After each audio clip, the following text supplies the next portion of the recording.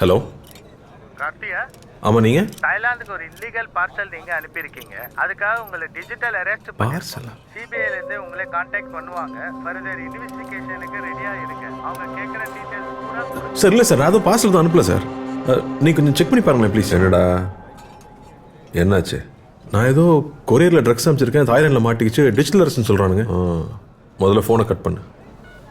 இன்னும் கொஞ்சம் நேரத்தில் ஃபுல் செட்டப்போட வீடியோ கால்லேயே வருவான். சிபிஐ ஆஃபீஸர் பேசுகிறேன், இதை பற்றி வெளியில் யார்கிட்டையும் சொல்லக்கூடாதுன்னு சொல்லுவான். உன் Aadhaar number, bank account number வரைக்கும் எல்லா டீட்டெயிலையும் புட்டு புட்டு வைப்பான். ஸ்கேம் கால்டா அது. ஸ்கேம். இந்த மாதிரி சிபிஐலேருந்து பேசுகிறோம், அமலாக்கத்துறையிலேருந்து பேசுகிறோன்னு சொல்லுவாங்க. உங்களுக்கு பரிசு விழுந்திருக்குன்னு சொல்லுவாங்க. பேங்க்லேருந்து பேசுகிறோம், உங்கள் ஓடிபி நம்பர் கொடுங்கன்னு சொல்லுவாங்க. இப்படி பல வித்த வச்சுருக்கானுங்க, ஏமாந்துடாதீங்க. நம்மளுடைய பேராசையும் அறியாமையும் தான் இந்த மாதிரி சைபர் ஃப்ராட்ஸ்க்கான மூலதனமே. டிஜிட்டல் அரெஸ்ட்டுங்கிற ஒரு சட்டமே நம்ம சட்டத்துறையில் இல்லை, நம்ப வேண்டாம். இதில் மக்கள் பல கோடி ரூபாய் ஏமாந்துருக்காங்க. இதில் ஏமாந்தவங்க சின்னவங்க பெரியவங்க, படித்தவங்க படிக்காதவங்கன்ற பேதமே இல்லை. வீட்டில் இருக்கிற எல்லாரையும் எஜுகேட் பண்ணுங்க, முக்கியமாக பெரியவங்க. Let's build a safer digital world.